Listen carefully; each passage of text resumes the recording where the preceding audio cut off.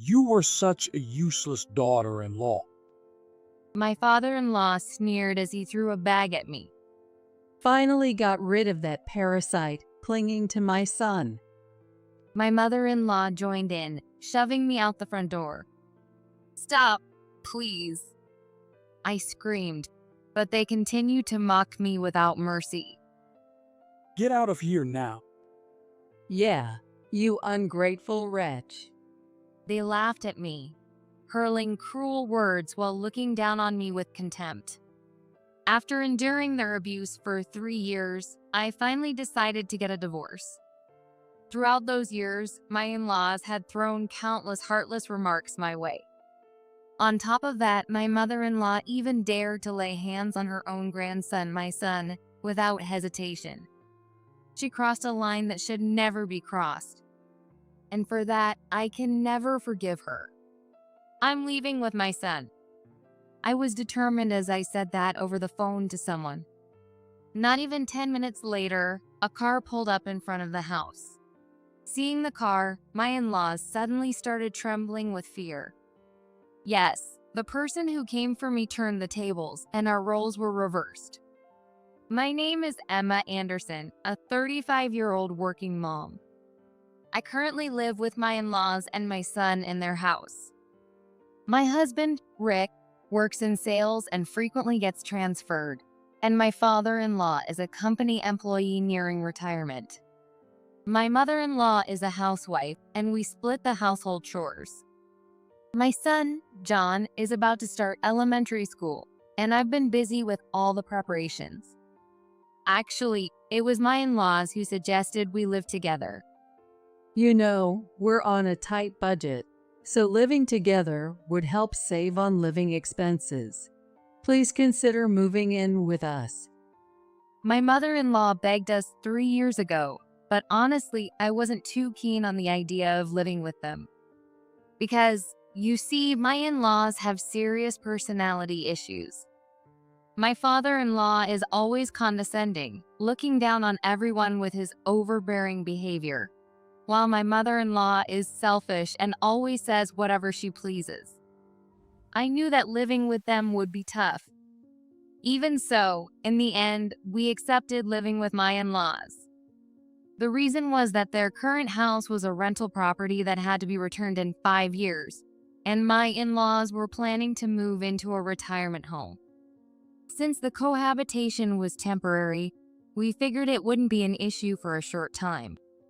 Plus, both my in-laws and we were saving up us for a house and them for the retirement home, so splitting the living expenses by living together was mutually beneficial. Rick, my husband, always stood up for me and protected me from their harsh words. Whenever my mother-in-law or father-in-law said something rude, Rick would firmly put them in their place. If anything happens, let me know right away. Rick would always say that, showing his concern for me. And he never compromised when it came to dealing with his parents. Because of that, my in-laws were always on their best behavior in front of Rick, never making snide comments or saying anything mean to me. However, just as John started elementary school, Rick got assigned to work away from home. Adjusting to the new routine was already hectic, and now we had to face the huge change of Rick not being around.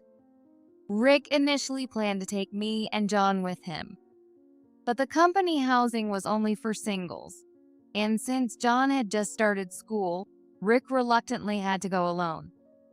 I'm worried about leaving you two behind.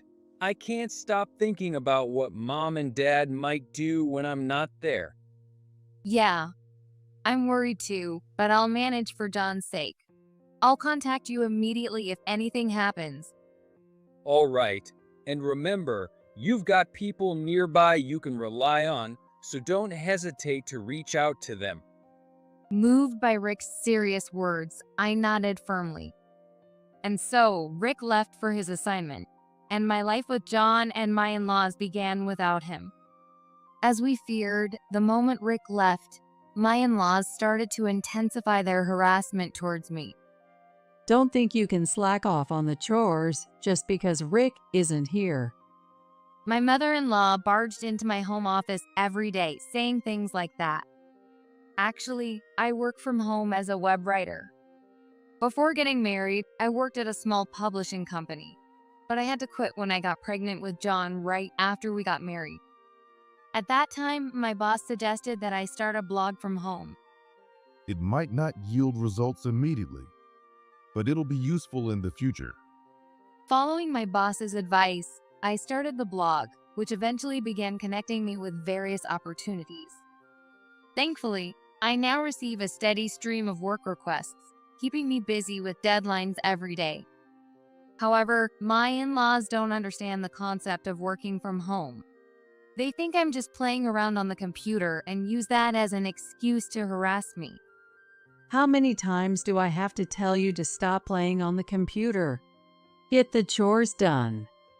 My mother-in-law would say this harshly, then suddenly kick the chair from behind, causing my body to sway unsteadily. I let out a short cry and quickly stood up. I've explained this so many times, Mom. This is work. I said that firmly, but my mother-in-law just snorted and began to mock me. Don't lie. There's no such thing as a job you can do from home. Seeing that reasoning with her was hopeless, I sighed deeply. Perhaps my sigh annoyed her, as she then launched into another loud lecture. But really, it was more like a stream of insults than a lecture. Every day, my mother-in-law berates me until she feels satisfied. When Rick was here, he would patiently explain my work to my in-laws and defend me. But now, my supportive husband who understood my work is gone. I have to handle this on my own. Waiting for a pause in her tirade, I apologized. Admitting fault was the only way to appease her. As long as you understand.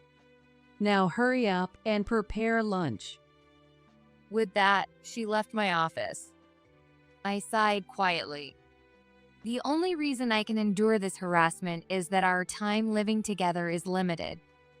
Once we've saved enough money, we'll move out of here as soon as possible. Comforting myself with that thought, I headed to the kitchen. I need to make lunch quickly and catch up on the work I've fallen behind on this afternoon. Just as I was thinking that, more trouble came my way. After lunch, as I was cleaning up and then returning to my work in my room, I suddenly heard footsteps, and the door to my office was abruptly opened without so much as a knock. Here it is. Please come in. Startled by my mother-in-law's unusually cheerful voice, I turned around quickly. Standing there was my mother-in-law and a young man in what looked like work clothes. What is this? Ignoring my question, my mother-in-law pointed at my computer and said brightly to the young man, That's the computer we don't need. How much can we get for it? I looked at the young man. He seemed bewildered. I'm sorry. I was told over the phone that I'd be picking up an old computer you no longer use. It finally dawned on me what was happening. I'm sorry, but there's no computer here that we need to get rid of. When I said that, the young man quickly apologized. I then ushered them both out of the office and guided the service worker to the front door. But as soon as we were alone, my mother-in-law, her face flushed with anger, started yelling at me. Hey, don't interfere. Startled by her sudden change in attitude, the young man quickly bolted outside. Once it was just the two of us, she came at me, yelling furiously, trying to grab me. I dodged her, sharply demanding an explanation for her behavior. Mom, what's going on? Explain yourself. She glared at me and finally responded. I figured since you're just fooling around, I might as well sell it. When I got a call from the removal service, I thought it was the perfect opportunity. With that, she stormed off to her room. The door slammed shut right in front of me. I collapsed onto the floor, utterly shocked. I never imagined I would be treated like this. I sat there in a daze for a while, but eventually I pulled myself together and headed to my office. I dialed Rick's number. Even though he was at work, he picked up right away. What's wrong? Did something happen? Hearing the gentle concern in his voice, I started to SOB. I want to leave this house as soon as possible, I whispered, and Rick drew in a sharp breath. After I calmed down, I explained everything that had just happened. Rick's voice turned stern as he replied, "Got it." I'll be back this weekend, and I'll have a serious talk with Mom. "Yes, please do." I said that weakly, and Rick softly added, "Let's save up for our own home as fast as we can." I nodded and replied, "Yes," determined to work even harder. True to his word, Rick gave his mother a stern talking to. Even though she usually had plenty of excuses, she seemed genuinely frightened by Rick's intensity this time and promised never to do it again. But I couldn't shake the bitter expression on my father-in-law's face as he silently watched the exchange. Some time passed after that day. My mother-in-law had been much quieter since then, allowing me to focus more on my work than ever before. One evening, while the four of us were having dinner, my mother-in-law suddenly said something strange. I made $100,000 trading Forex. Isn't that amazing? She proudly showed us the screen of her smartphone. I stared in disbelief. Apparently, she had been dabbling in Forex trading without telling anyone. Though she had made a profit, I found out that she had used the money they'd saved for their retirement home as her initial investment. I couldn't help but look at her with a strained expression. "Mom, did you take some kind of course or something?" But she just shook her head dramatically and grinned. Nope, it's all about instinct. Everyone says so. It turns out that smartphone Forex trading is currently popular among her friends. Jealous of her friends showing off their designer bags, she decided to try it herself. Since she was already pretty tech-savvy, she had no trouble diving into Forex trading. I was stunned by her bold move, but also deeply worried about her approach. "Mom, I don't mean to interfere, but I really think you should study up on it." She scowled at me, clearly displeased. Why should I listen to you? "But if you don't set clear rules, you could end up losing a lot," I gently warned, but she snorted in disdain, mocking me. Are you just jealous because I made money? That's typical of poor people. My mother-in-law ignored my words and continued to look down on me. And with full confidence, she insisted that she could make even more money. Worried, I called Rick and told him what happened. "Mom doesn't know what she's doing with Forex. She's just winging it, and it's only a matter of time before something goes terribly wrong." Rick shared my concerns and repeatedly tried to convince his mother to stop trading Forex over the phone. I also urged her to quit many times, but she stubbornly refused to listen. To make matters worse, my father-in-law began to support her, scolding me for opposing their decisions. How dare you, as our daughter-in-law, not show respect for your elders? You, exclaimed, a mere daughter-in-law, have no right to tell us what to do. He shouted at me, his face flushed with anger. His loud voice made me freeze, unable to respond. Hearing his grandfather yell, John started crying beside me. I realized that saying anything more would be pointless and fell silent. I took John to the bedroom, soothing him gently until he fell asleep. Meanwhile, my in-laws, taking advantage of my silence, became even more obsessed with Forex. Soon, they started becoming stingy with the household expenses. Eventually, they even began asking Rick for money over the phone. Hey Rick, we'll definitely make a profit and pay you back. So could you lend us some money? My mother-in-law would ask sweetly, trying to coax money out of Rick. This infuriated Rick, and he firmly refused. I have a responsibility to support Emma and John. There's no way I can give you money. Besides, Emma warned you to stop, but you didn't listen. Shut up. As a son, you should give money to your parents. Every phone call turned into a heated argument between Rick and my father-in-law. I found their conversations terrifying. Then the inevitable happened. My mother-in-law's luck and instincts ran out in her forex trading. Like a car careening downhill, they started losing money, and their profits dwindled away. As their losses mounted, they began to blame me, calling me a parasite and a curse. Why are you, a stay-at-home wife, eating comfortably here? That's right. Because you're leeching off Rick's earnings, he won't help us. Their gazes toward me were filled with near hatred. No matter how much I explained that I was working from home, they no longer seemed to see it that way. My mother-in-law, desperate to recover her losses, threw herself even deeper into forex. She became so engrossed in staring at her smartphone that she stopped doing any housework, leaving all the chores to me. She would stay in her room all day, clutching her phone tightly, desperately watching the trading screen. Sometimes I'd hear loud shouts and curses from her room, which made me even more fearful of her. But worse was yet to come. My in-laws began to exhibit strange behavior.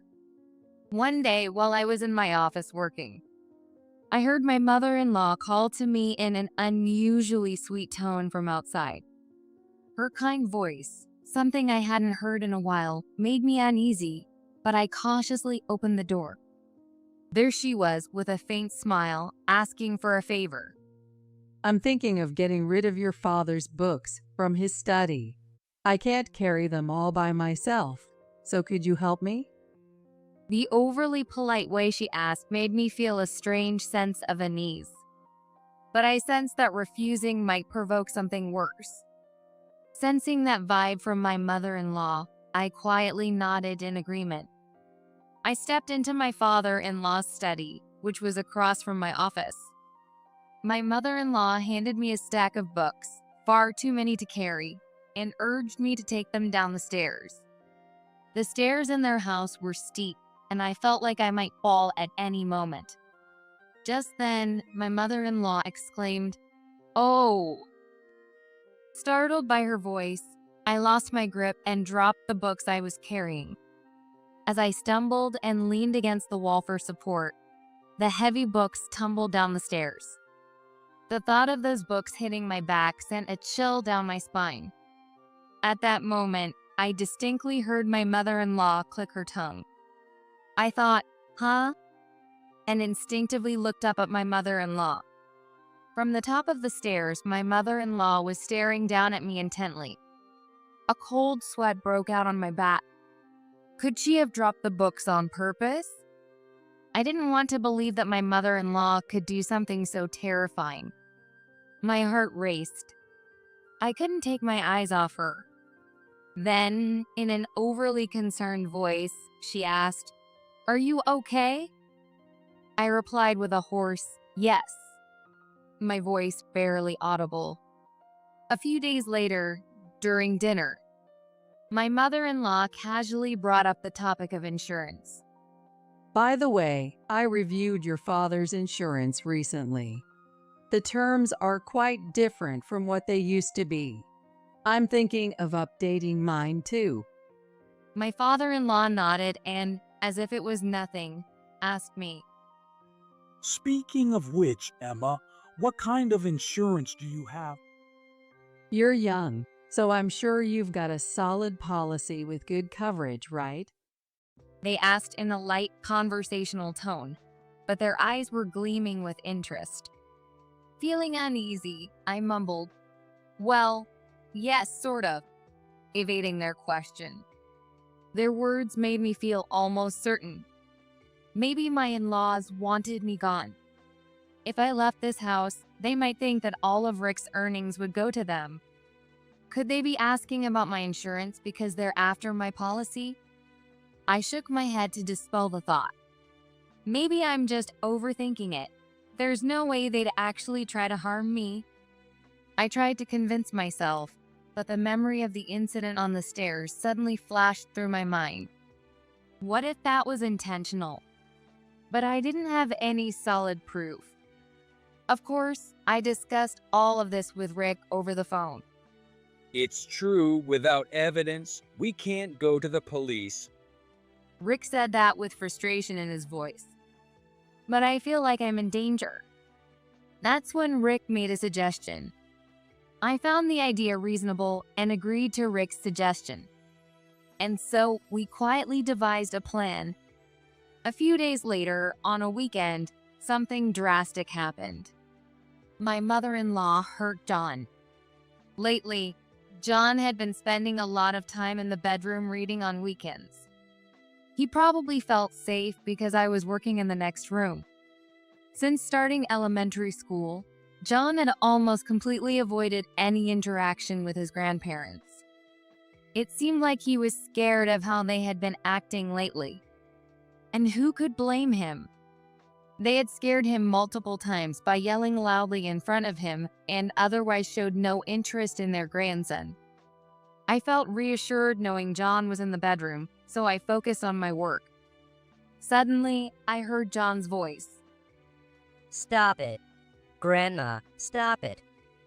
The urgency in his voice made me rush to the bedroom. What's wrong, John? What happened? Just then, I heard a sharp slap and the sound of something hitting the floor. When I burst into the room, I found John lying on the floor, crying hysterically. His left cheek was swollen and bright red. Did you hit John? I screamed in a frenzy, holding John tightly and glaring fiercely at my mother-in-law. But she flew into a rage and started hurling insults at me. It's because of your poor parenting that John is acting so defiant.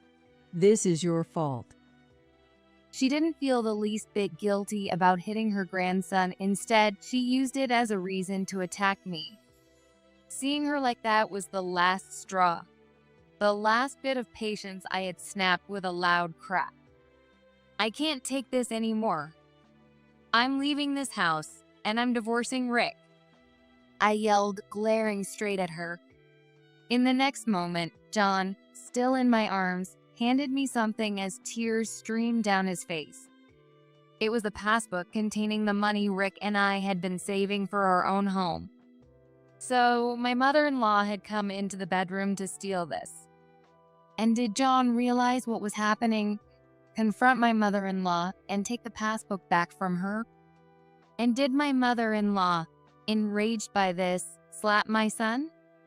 As anger boiled inside me, my mother-in-law, pleased that I said I was leaving, hurriedly shoved something into my hands. I've been waiting for you to say that. Sign this and get out. What she handed me was a divorce paper with Rick's name already filled in. With trembling hands, I took it and wrote my name. Watching me, my mother-in-law spoke with a triumphant smile. I had Rick sign this the last time he was here. Rick was sick of you too, you know. He hated having to support someone who doesn't work. They both ganged up on me, saying, he absolutely hates having to support someone who doesn't work. I bit my lip as I finished filling out the divorce paper. My mother-in-law snatched it from me, grinning wickedly as she said with satisfaction, I'll take care of this for you. Now you're a stranger to us. That's right. Hurry up and get out. Now that the freeloader is gone, we can put more money into Forex. Laughing loudly, they began throwing my belongings out of the house.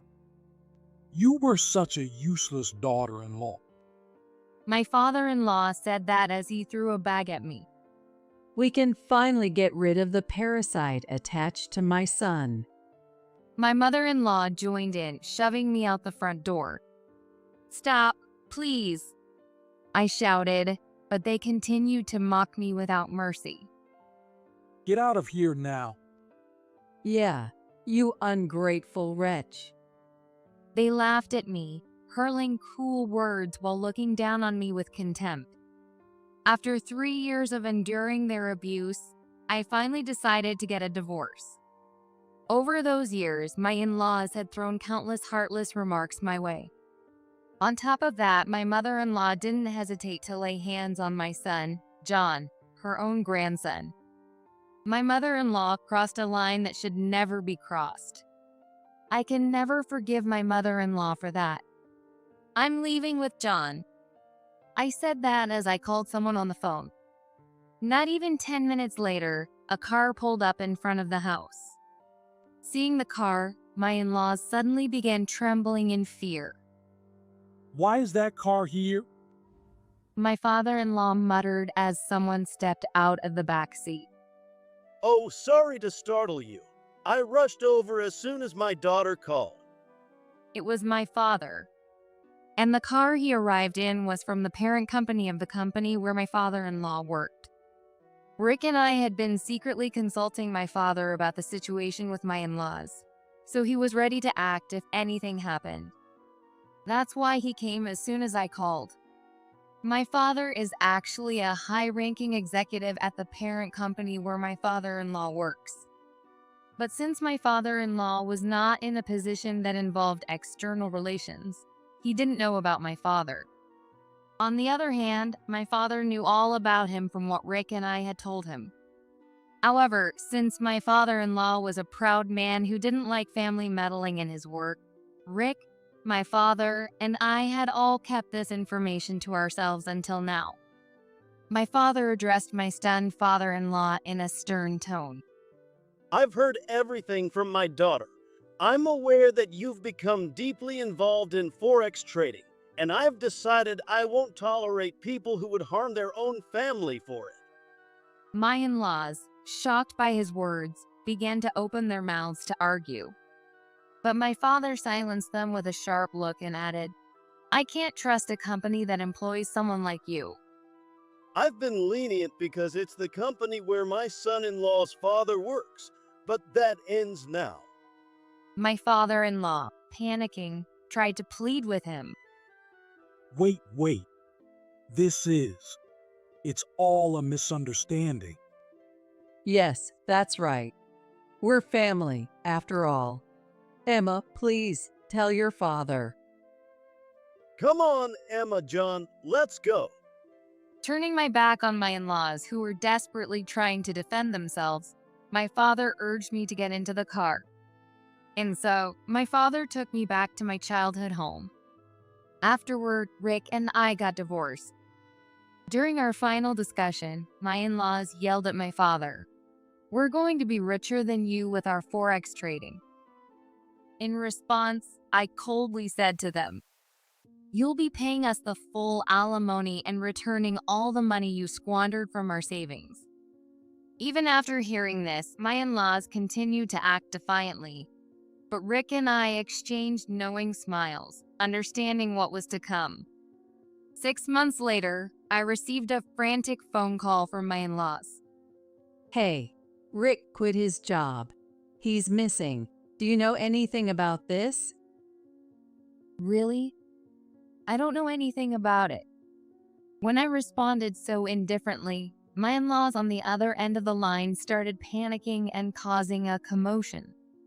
Apparently, they had lost all their retirement savings in reckless Forex trading. Desperate to recoup their losses, they had taken on high-risk trades, which only worsened their situation. Overwhelmed by the pressure of working in the same company as my father, whom he had always looked down on, my father-in-law had taken early retirement. And to make matters worse, he had lost his entire retirement payout in Forex as well. In desperation, my in-laws had tried to rely on Rick to get back on their feet. But when they called his number, it had already been disconnected. Rick had vanished without a trace. Is that so? But it's not really my concern anymore since we're divorced. Good luck with that. I responded to them, treating their distress as none of my business.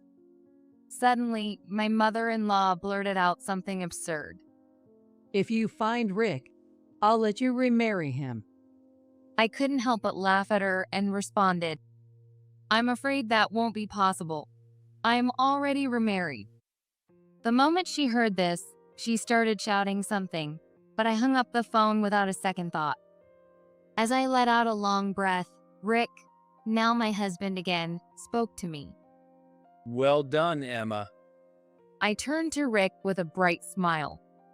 Rick, too, had cut ties with his parents, deciding to distance himself from them entirely.